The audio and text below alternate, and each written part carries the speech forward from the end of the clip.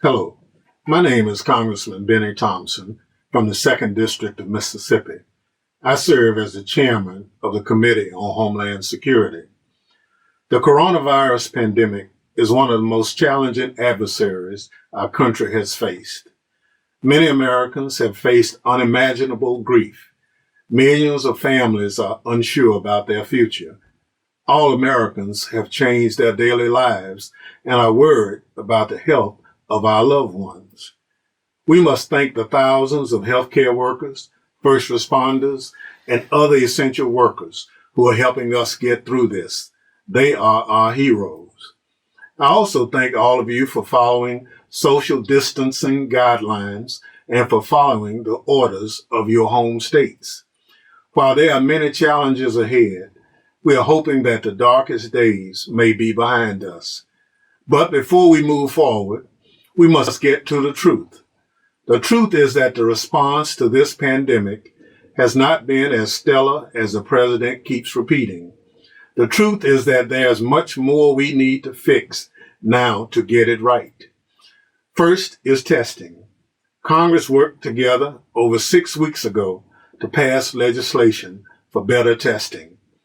Despite promises from the administration on testing since the beginning of March, we're still behind on testing. This has hurt our ability to get ahead of the virus. So far, only 1% of the country has been tested. We hear stories every day about people waiting in line overnight to get tested. We hear processing backlogs mean many don't get results for weeks. And this week, fewer were tested than last week. This is not right. Unfortunately, we've seen no leadership from the president. He's quick to put all blame and responsibility for testing on the states. This is not true and is not the American way. The truth is, we need a whole of government response for a nationwide crisis. All our states are in crisis and need federal assistance. The truth is, without widespread testing, we cannot resume our lives. Next, with proper testing, we must also compile the necessary data on how COVID-19 is affecting different communities. It has become clear that this disease disproportionately impacts communities of color. If we want to address disparities in outcomes and move forward, we need the administration to work with states to document the relevant data and share it. We also must make sure that our healthcare workers and first responders have the necessary PPE and medical supplies and equipment they still need. We had an emergency response system at the ready to properly, quickly, and equitably distribute supplies. However, the administration has upended this system, putting political actors where experienced professionals once were.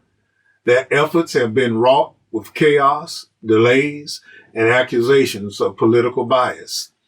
States were told they were on their own, only to see the administration outbidding them and rerouting their shipments.